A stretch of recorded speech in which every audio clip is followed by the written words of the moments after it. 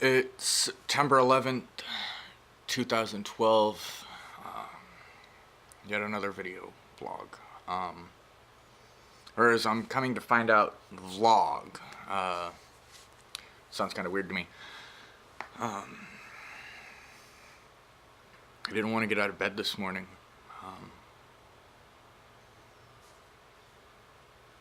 It's just been a really weird day. So far, and I've only been up for a little more than 3 hours. I know that sounds weird, but I just have no motivation right now.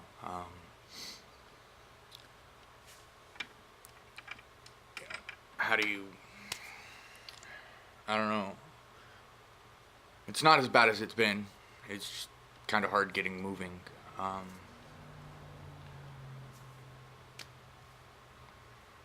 I don't know. I haven't really checked Facebook. I put a post up this morning saying I wasn't going to be checking it today. I didn't want to see all the September 11th shit. Sounds kind of fucked up, I know, but you know, I don't need all those reminders.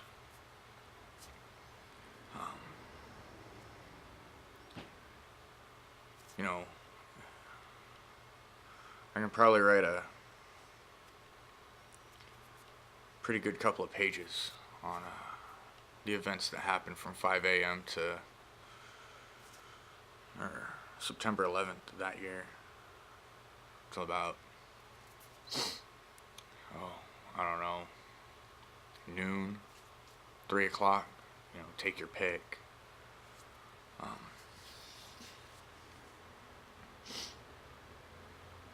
remember it like it was yesterday.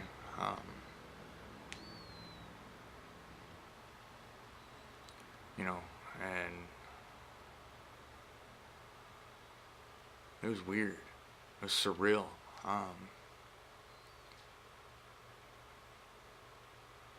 You know, I was talking to some people yesterday, you know, they were or actually I wasn't talking to them, they were talking about it, you know, remembering where they were at, what they were doing. Some of them were in grade school, some of them were in high school, some of them were in middle school. I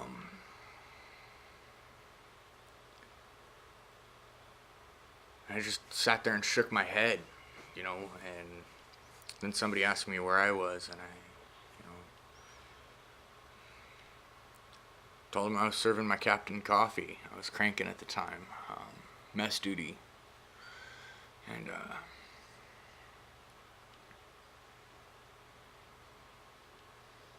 him and I watched it happen together. There was nobody else in, you know, in the wardroom at the time, and he was reading the paper. We had CNN on, and I remember, you know, the reports coming in, and then watching the second plane hit, and I looked at my captain and I was like, "Sir, are we going to war?"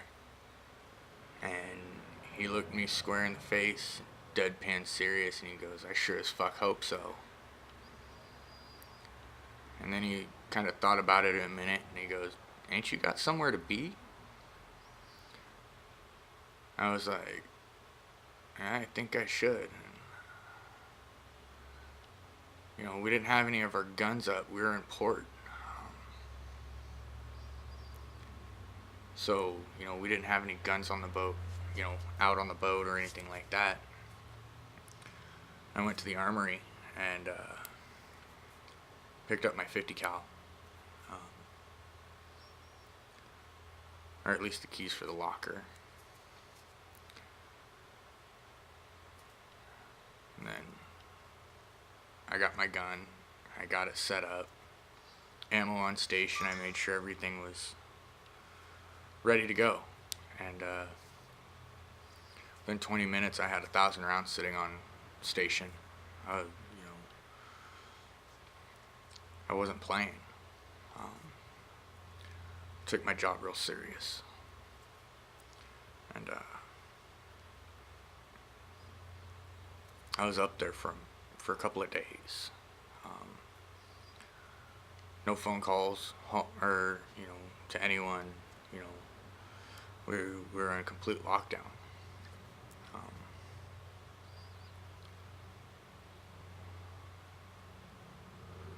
yeah, we weren't allowing any traffic in the harbor. We weren't nothing.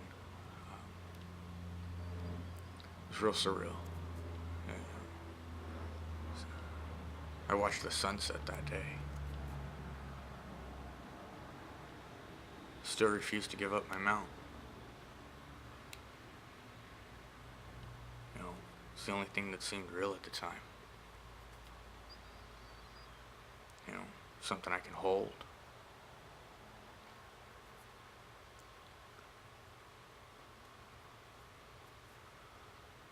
You still feel the way what it felt like to grab those handles in my hands. Finger brushing the triggers.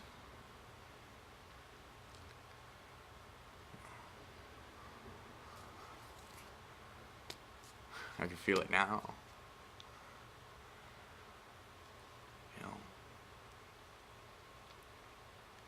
It was Betty. That was my gun. Um,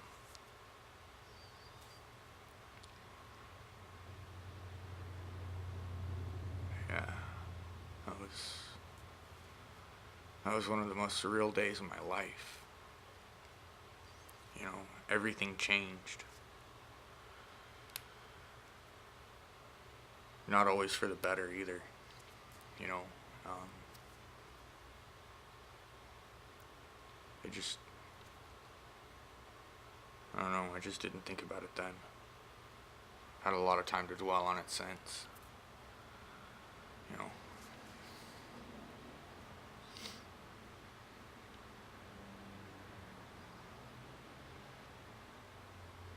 A lot of people really don't understand, the significance of what happened that day.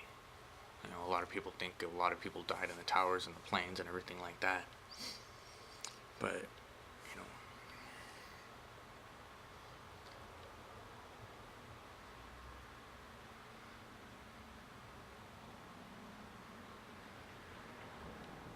I don't know.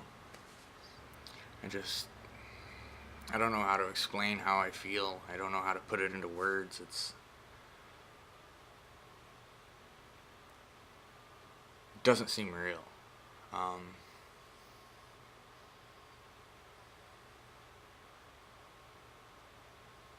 I'd give anything at some points to, be able to just kind of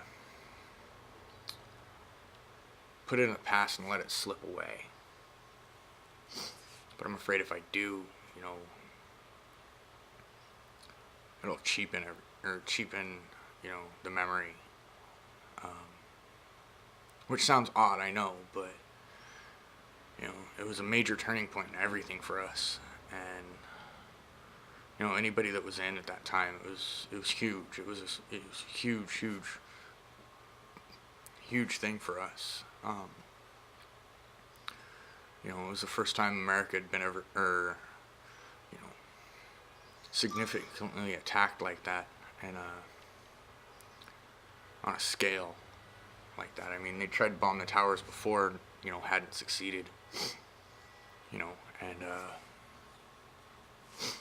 first 3 attempts should have told us, hey, we have a vulnerability, but obviously, running a plane into a building kind of negates any kind of planning that you kind of try to foresee. That was an out of the blue.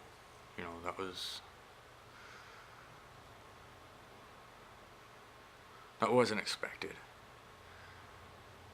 And then later to find out that, there were planes slated for San Diego.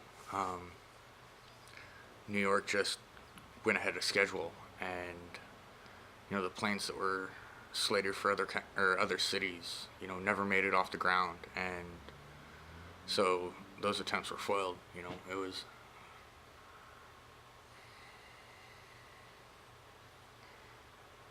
kind of a slap, to think that they could have pulled something like this off if it had all gone off.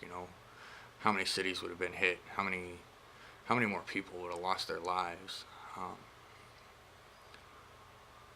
All because they think we're infidels, all because they think we're non-believers, all because of religion, political views. I mean, are you serious?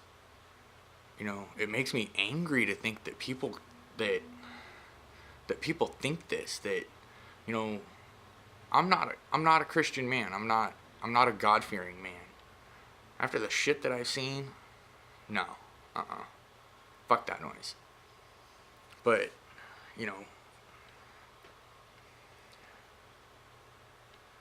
to start something like this over religion, over over what you believe, because that's what you've been taught and you've never seen for yourself, seems a little asinine to me and a little closed-minded. And, you know,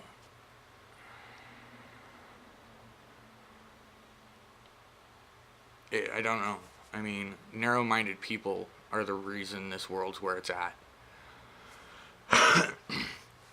You know, and I've read the Quran, I've read the Torah, I've read the Bible, I've read the writings of Buddha. I've even read the Book of Mormon, of all things.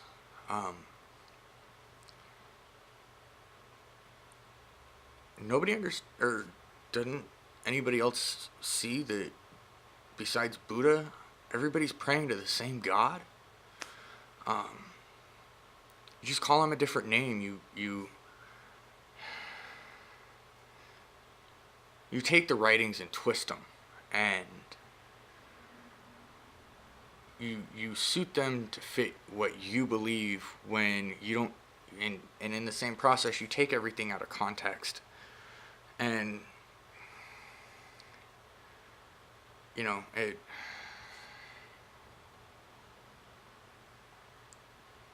it's bullshit.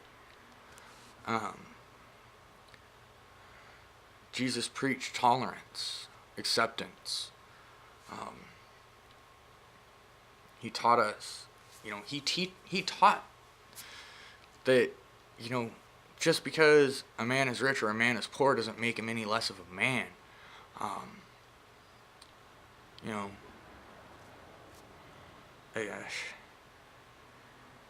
I may not believe it, but the teachings there are wise. Love thy neighbor. That goes a long way. I don't get it. How can people be so ignorant and so just blind and only believe what they want to believe and read it how it was never meant to be read? Taking things out of context and, spinning it to fit whatever they want it to fit. I guess you can throw blame where it may be, but, I blame all of you that believe in the Bible.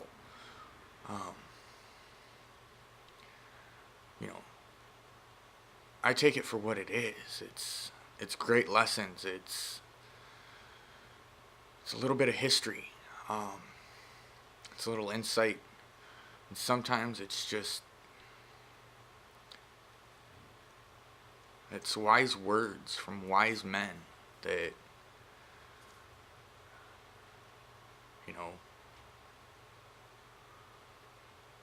just wanted to pass something on.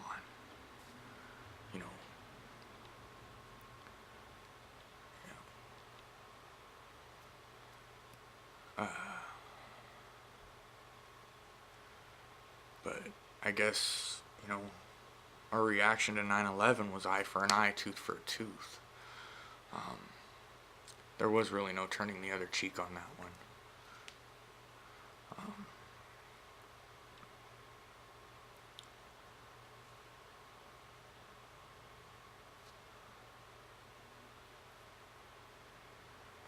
I don't get it, how all this can start over religion.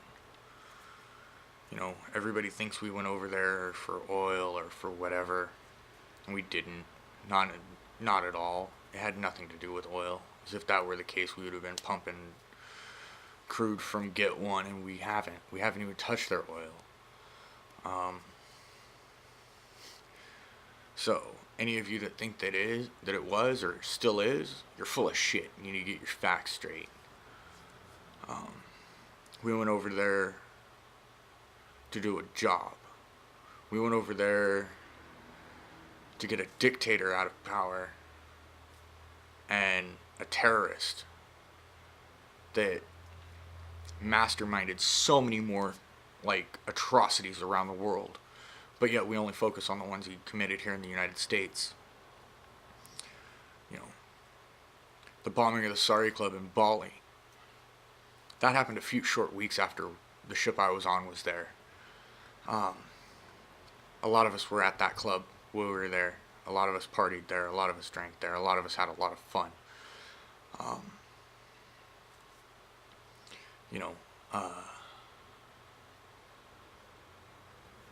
It's just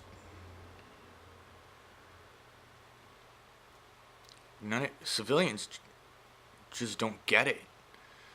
You think one thing because of the media, and you never asked any of us. You never asked a veteran's point or what a veteran knew about the situation. We didn't go over for oil. No. We went over to do a job and take out, a undeniable threat. I mean, Saddam Hussein tried invading Kuwait. And we stalemated that. But he had, you don't know that he used to kill his own countrymen testing chemical weapons just to see what they would do. And it just wasn't men. It was women and children and elderly. He was sick. He was demented. And he did it all in the name of whatever God he prayed to.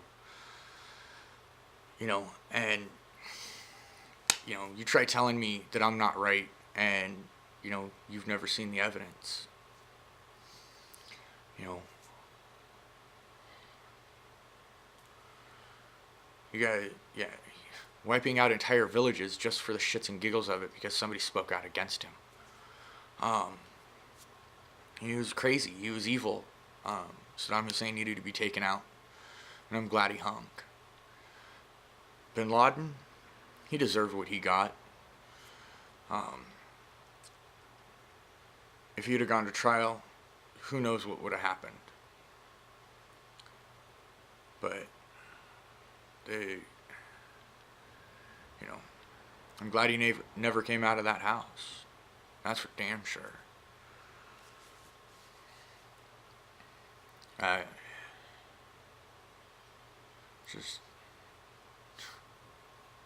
know it's fucked up, but that's how I view it. I mean, two of the most evil men in the world, and we're still hunting more.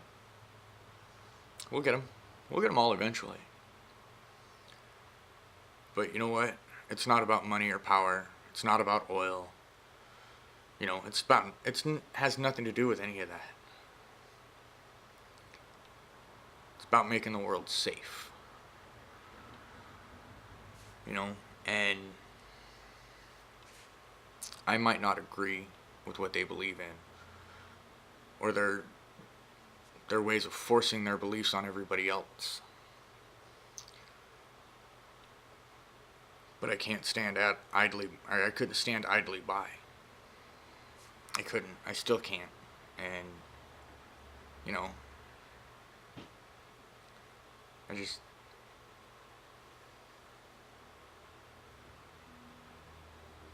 I wish there was a way for everything to come out, and so you all know that, we did what we had to do and we did the right thing. So you could sleep at night, safe in your beds. We got soldiers over there sleeping in the dirt. Take comfort in that. We don't complain.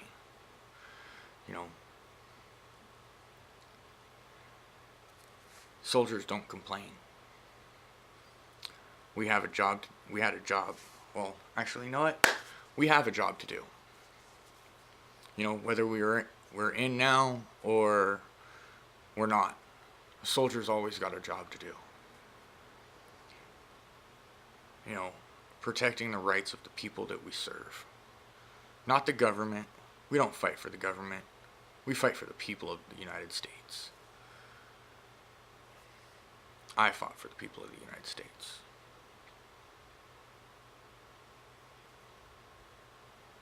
I fought so my kids could sleep at night knowing that they were safe.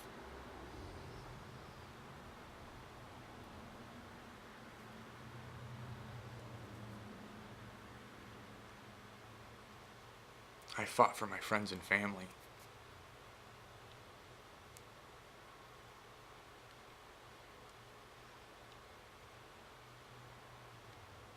I didn't fight for a politician. I didn't fight for a president.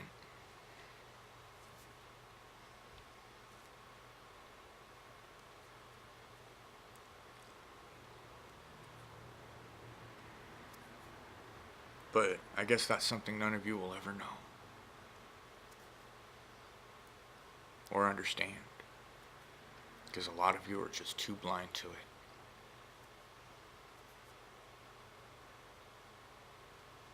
Instead of believing the mass media, it's controlled by the government. Ask a veteran that served in Iraq or Afghanistan why they fought and what they fought for. 9 times out of 10, they'll probably tell you what I just told you. A lot of people ask why I'm angry. I'm angry because people are ignorant, stupid, foolish, gullible, and to believe whatever they're told because it came from a worthy news source. You guys realize that CNN was there on the beach when we landed in Kuwait during Desert Shield and Desert Storm, waiting for the troops. And guess who was watching? You got it, Saddam Hussein. He knew every move we made because a news crew was there broadcasting our every move. Yeah, that's your media for you. You can Google that, by the way. Yeah. A news crew was on the beach when we landed. Yeah. Real fucking smart. You know? You wonder why so many soldiers come back in body bags?